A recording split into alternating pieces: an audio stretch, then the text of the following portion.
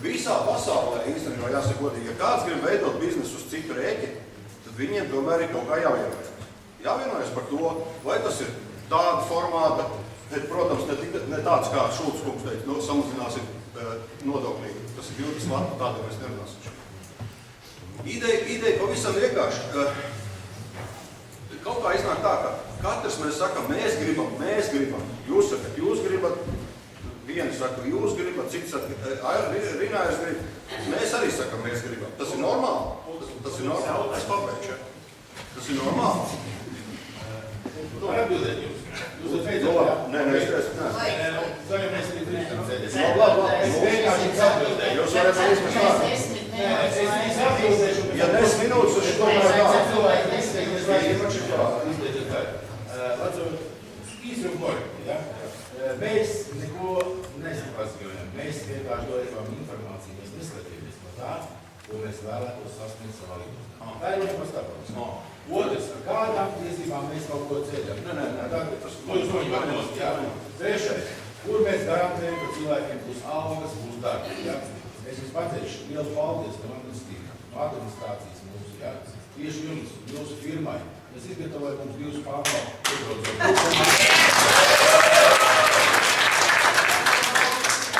Un Pogas kungs izgatavoja ļoti kolosālu Ziemassvētku apsveikumus uz arī firmai. Mēs tāpēc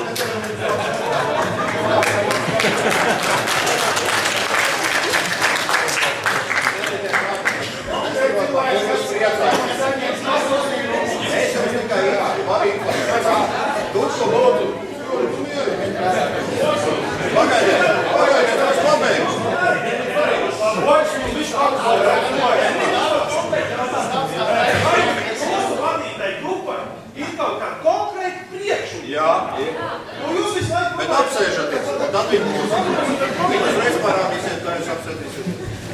Jā, šeit es gribētu varbūt parunāt ne tik daudz kā privāta struktūra. Mums nav nekāda pārmetuma ne pret Tukuma airportu, ne pret kā. Nav, tiešām nav. Mums ir pārmetums, ziniet, pret ko? Pret pašvaldību, pret cilvēkiem. Tukuma novada doma, kas ir mūsu ievēlētie cilvēki. Viņi neaizstāv mūsu itne nemaz, un pat netaisās to darīt. Bet ja vairākums ir pret, kāda viņi jūs aizstāvīs? Kurš ir vairākums? Vairāk pabeigts. Kā jūs aizstāv 4 minūtes? Jā, viss pabeigts. Turbi cilvēki. Jā, visu Tukuma novada tikai turba valstus. Kā jūs aizstāvīs? Ko aizstāvīs? To naudas runās. Tātad, cienīgiem, vārdā. Aizstīsim referendumu, visu Tukuma novada valstus. Atlaid par to. Tieši tā. Cienītiem, Tas, ka jūs cienītiem, Jūs, ja mēs nespēsim normāli, tad pārtrauksim sarunu. Tātad, atļaujieties pabeigt. Atvaļas. Un to neaizvaldīs. Tātad, mīļie cilvēki, es gribētu pievērst uzmanību tam, ka tika mēģināts 23. datumā, pirms tam tika mēģināts izdarīt šo te it kā publisku apspriešanu, vai sauksim kā gribam, tur viņi gan bija nosaukt par tikšanos ar airportu pārstāvjiem. Tas viss notika Tukuma domas telpās un tam līdzīgi. Viss tas ir ļoti skaisti. Taču šeit klāji zīmējums veidojās tāds, ka kāds no darbiniekiem un kāds no deputātiem tomēr mēģināja šo te padarīt par nezināmu cilvēkiem, jo bija laikrakstā ielikts mazs stūrīts, internetu lapā par šo sanāksmi bija informācija ielikta tieši tādā pašā datumā, kad tas notiks. Tika izdots šis lēmumu projekts, kas tika iekļauts 23. datuma domas sēdē, 23. datuma sēdē. Kad es zvanīju vairākiem deputātiem pats personīgi, un tie deputāti pirmkārt pateica, ka viņi nemaz par tādu jautājumu neko nezina. Tātad šeit ir mēģinājums iekļaut domas sēdē jautājumu, kurš pat nav izgājis komitejā, kurš nav nemaz apspriests ar sabiedrību ne ar ko. Tātad šis bija reāls mēģinājums, kas izskatās ļoti nesmuki. Ļoti nesmuki. Pēc tam.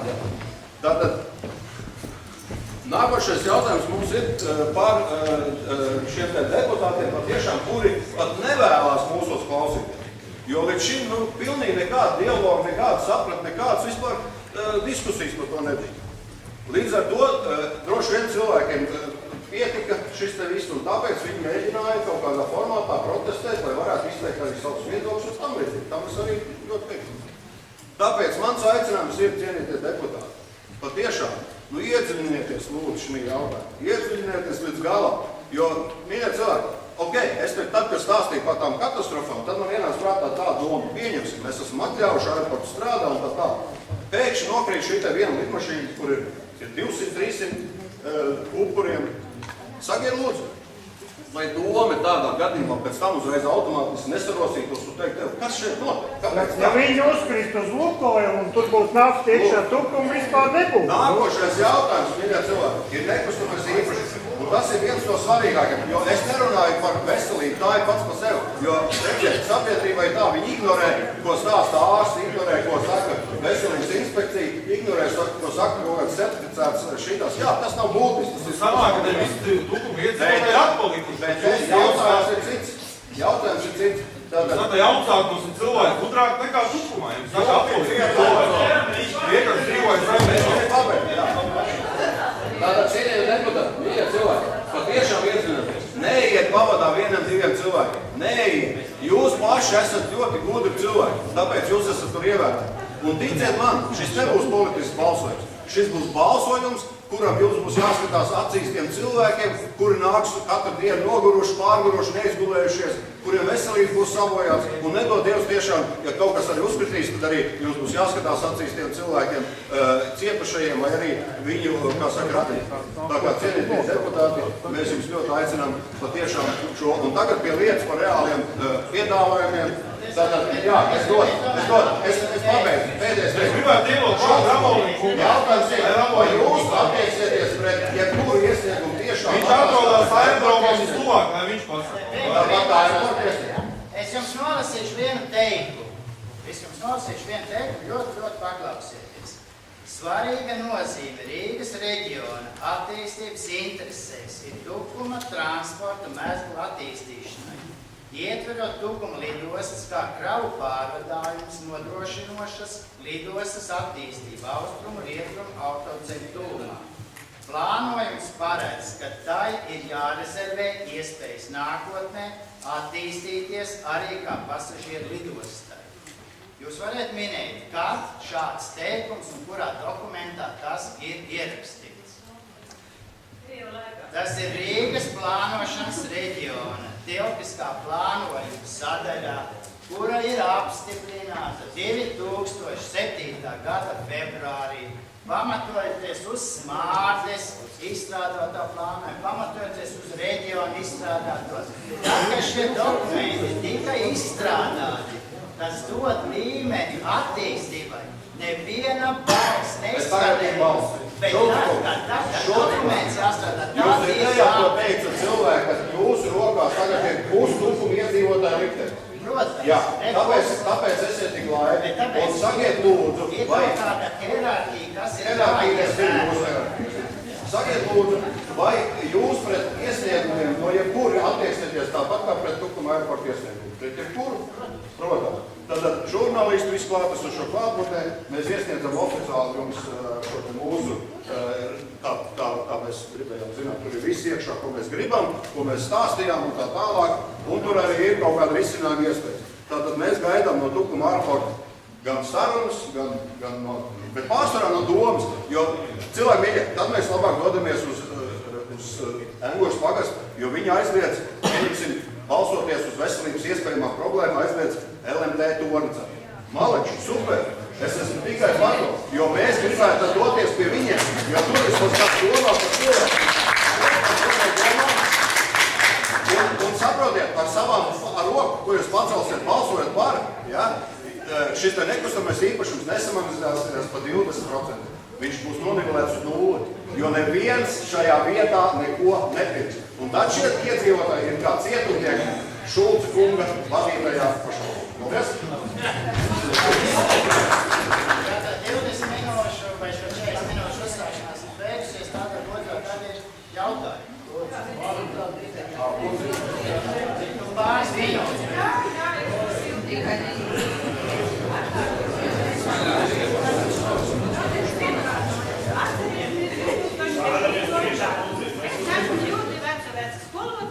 Kas 40 gadus nostrādājis Tukumā, vēl 19 gadus nostrādājis Rīgai. Visai maksājis nodokļus un vēl tagad maksāja, kā arī pensionārs. Un tāpēc Natālija Poļikovska maksā. Jā.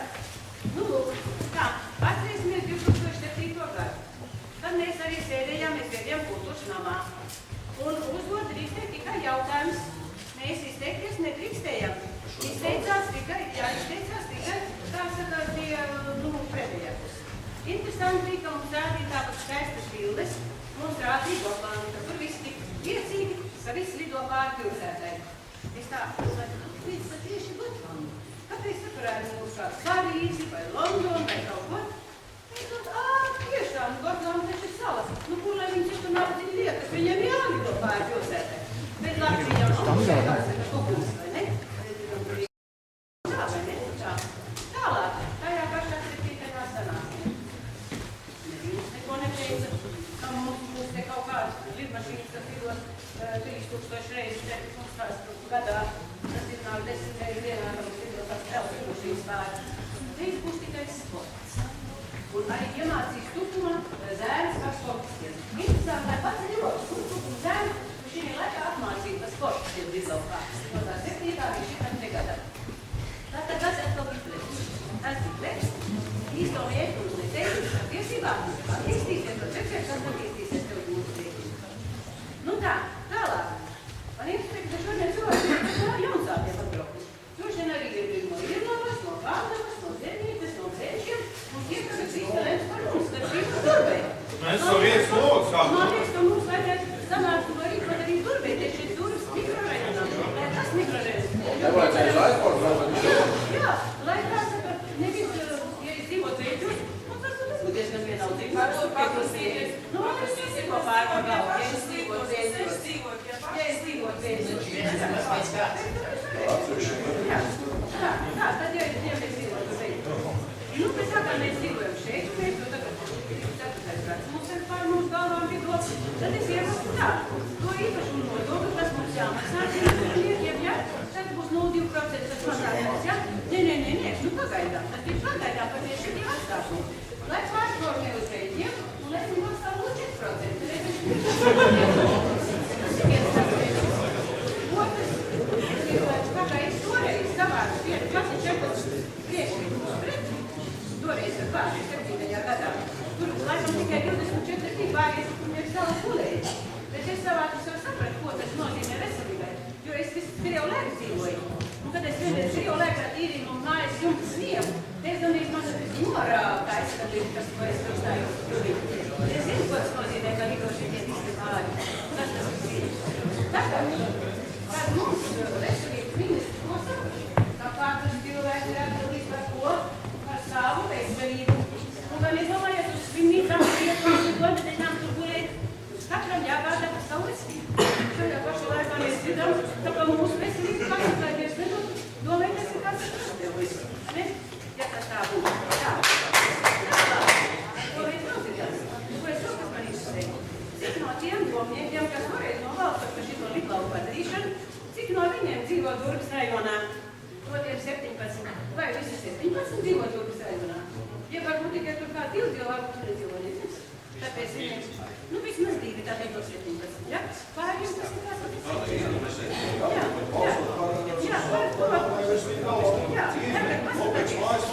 Es ļoti labi zinu, ka mēs tāpēc nedzīvojam mūsu jaukajā pasaulē principā, bet dzīvojam Eiropā, ja? Un ko saka Eiropa? Ko saka English? English spīk tā, ka vajag sakot, viņi necieš, ka tur viņiem būs, viņiem vajag palīdzību. Ko saka Deutsch, ko saka vācieši? Viņiem vajag šķile. Tiekšies. Temperamentīgi itāļieši, ko saka.